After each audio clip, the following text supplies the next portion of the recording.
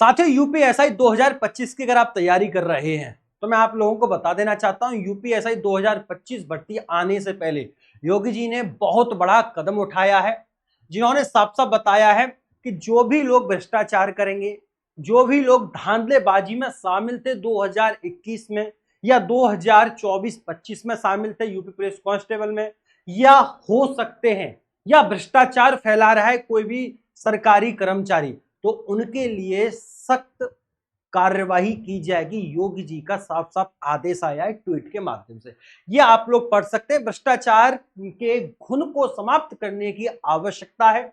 अगर कोई आपसे अनावश्यक रूप से धनराशि की मांग करता है तो आप उसकी शिकायत करिए, हम उसकी जांच करके जवाबदेही तय करवा देंगे।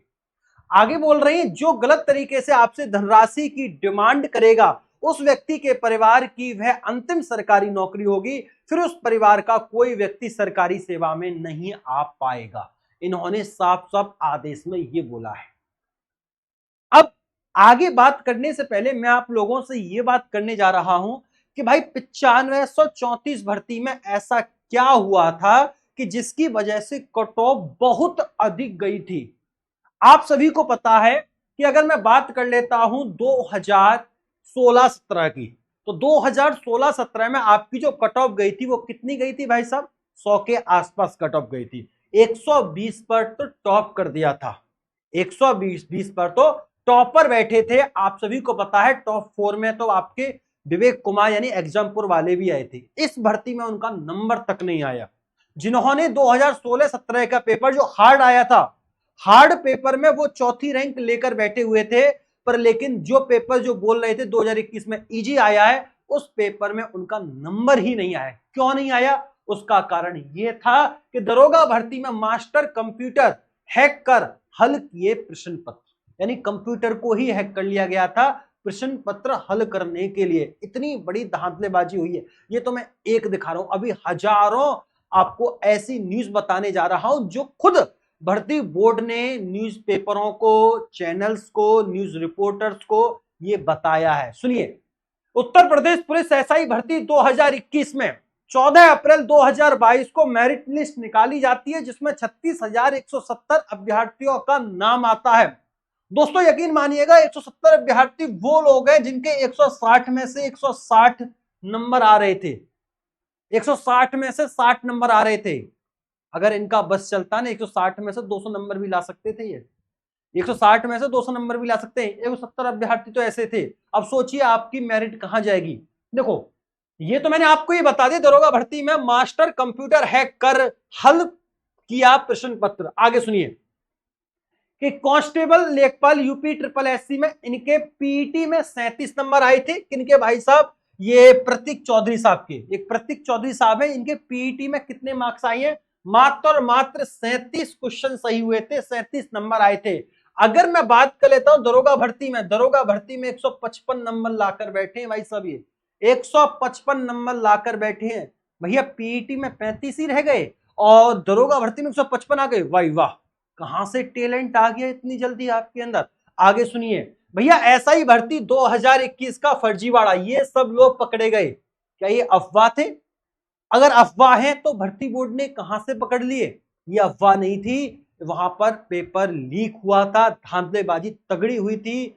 आगे सुनिए, यूपीएसआई भर्ती पर सबसे बड़ा खुलासा, टॉपर सहित 15 थानेदार गिरफ्तार। जिन्होंने यूपीएसआई 2021 टॉप किया था वो खुद गिरफ्तार हैं, और थानेदार जो बन गए थे भैया, इसके बाद 2021 की ट्रेनिंग के बाद जो थानेदार बन चुके थे, बाद में उन्हें क्या हुआ? गिरफ्तार होना पड़ा। बाद में क्या हुआ? गिरफ्तार होना पड़ा। किसकी रिपोर्ट है? भर्ती बोर्ड की रिपोर्ट है। आगे सुनो, पेपर क्या था भैया? लीक था।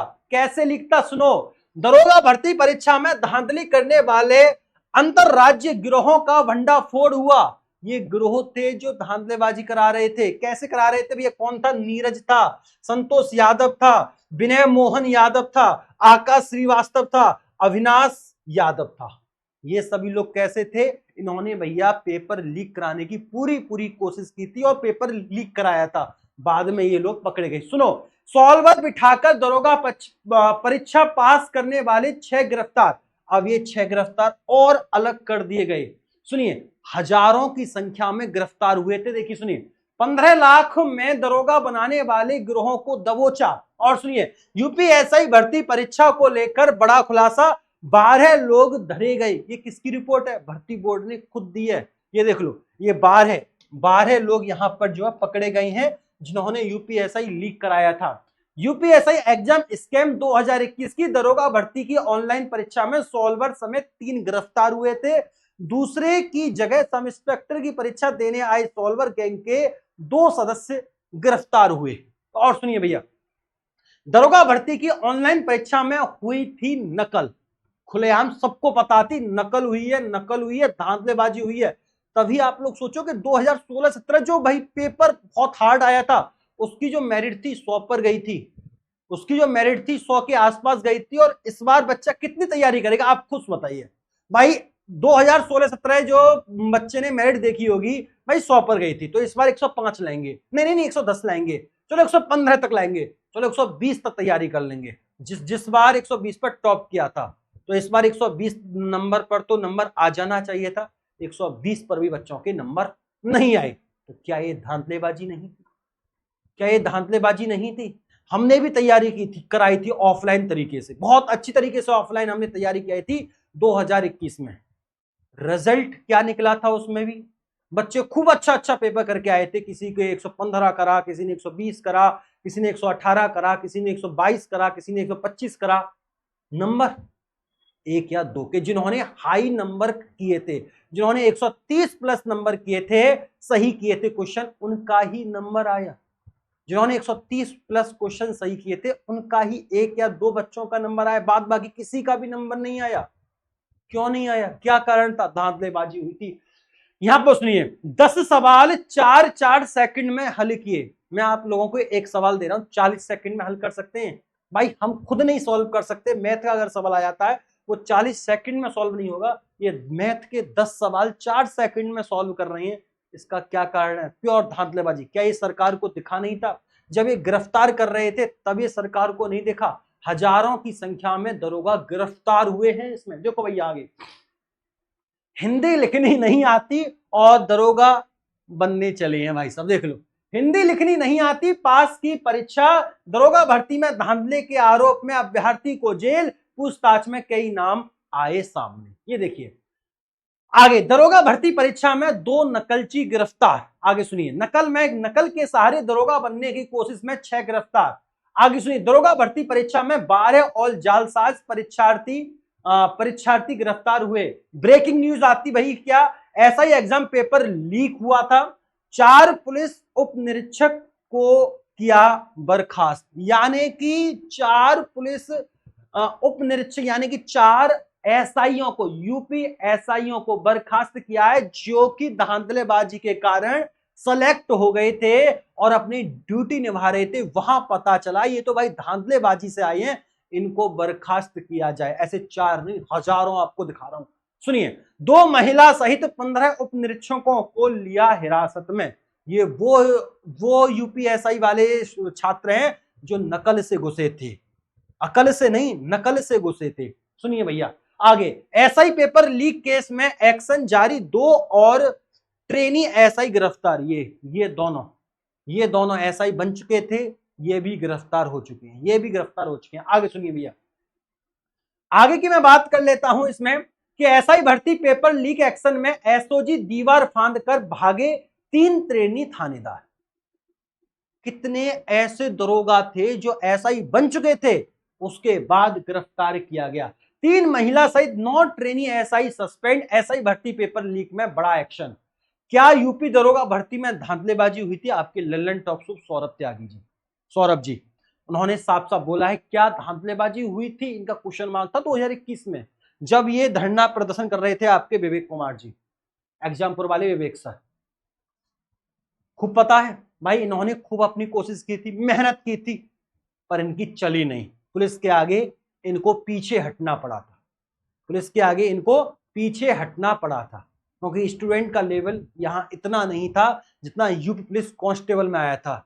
स्टूडेंट का बल अगर यहां आ जाता तो हम यूपीएसआई की भर्ती को भी रद्द करा देते।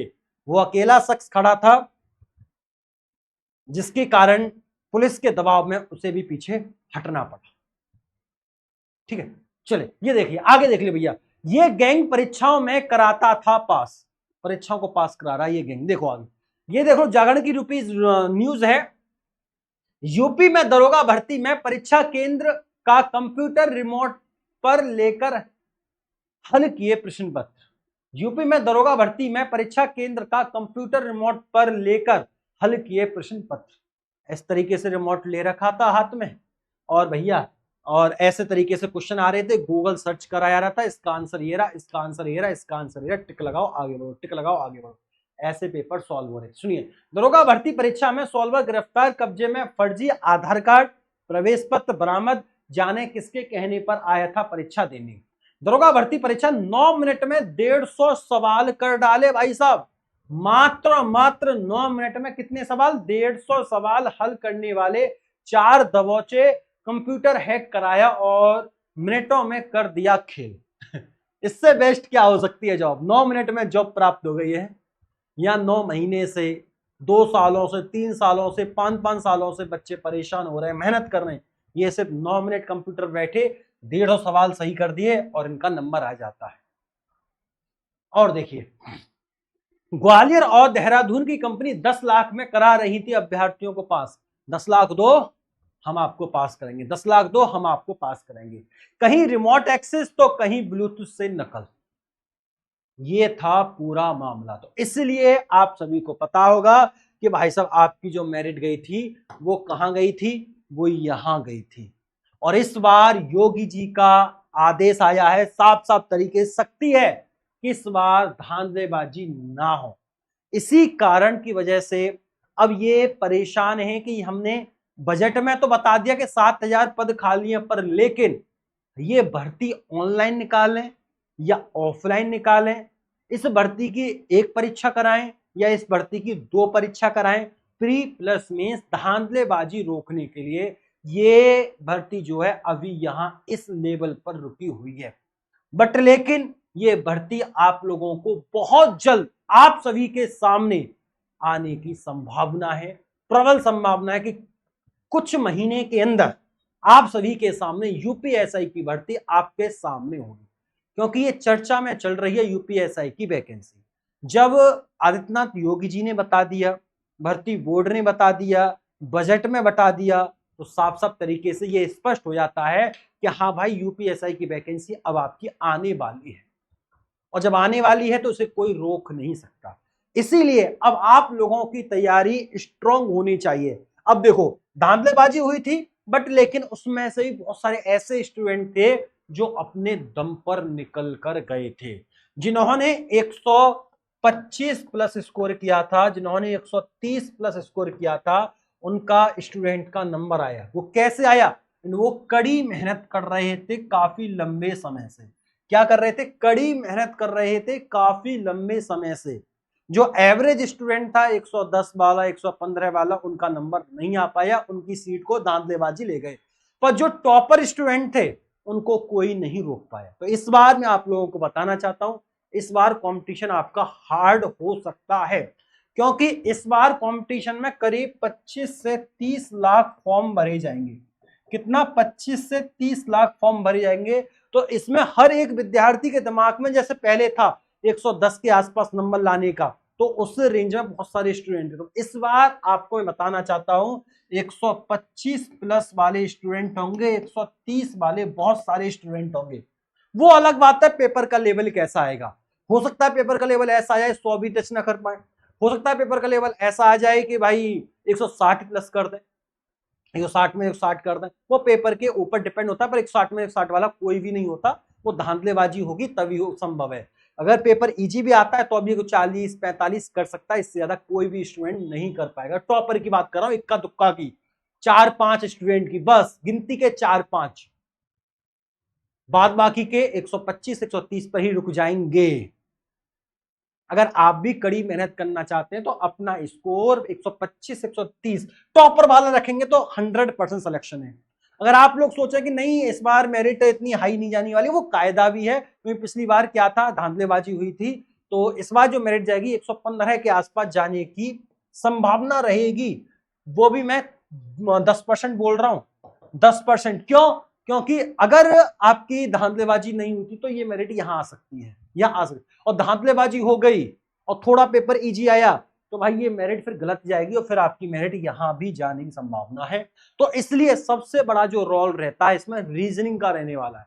आप सभी को पता है कि इसमें 40 क्वेश्चन तो आते ही आते हैं रीजनिंग के, सबको पता है 40 क्वेश्चन तो आते ही आते हैं। साथ में मैथ्स में भी 10 से 12 क्वेश्चन ऐसे होते हैं जो रीजनिंग कराती है सॉल्व।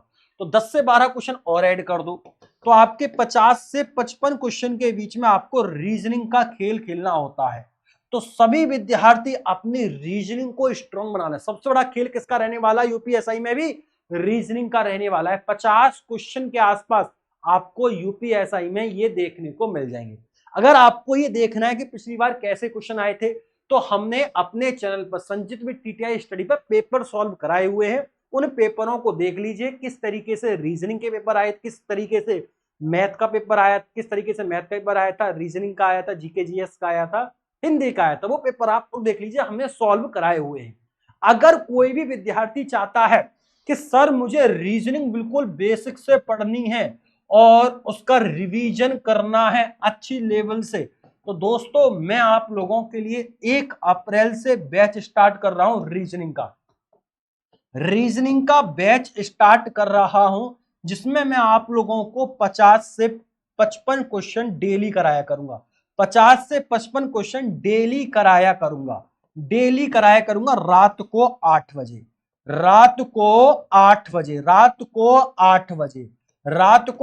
ये क्लास आपकी 1.5 से 2 घंटे की होने वाली है। 1.5 से 2 घंटे की डेली आपकी ये क्लास रहने वाली है। अगर आप इस बैच के साथ जुड़ना चाहते हैं बिल्कुल फ्री ऑफ कॉस्ट, तो आप मेरे को इस नंबर पर कांटेक्ट कर सकते हैं 8077726754 पर। आप मेरे को इस नंबर पर मैसेज करें और बोलना ऐड मी यूपीएसआई क्लासेस, तो आपको ऐड कर लिया जाएगा। साथ ही में जो भी विद्यार्थी मॉक लेना चाहता है, अगर आपको लगता है कि सर मुझे मॉक देने बिल्कुल फ्री ऑफ कॉस्ट, तो आपको हमारी एप्लीकेशन टीटीआई स्टडी पर आपको हमारी एप्लीकेशन टीटीआई स्टडी पर मॉक टेस्ट भी आपको यूपीएसआई को देखने को मिल जाएंगे बहुत जल्दी।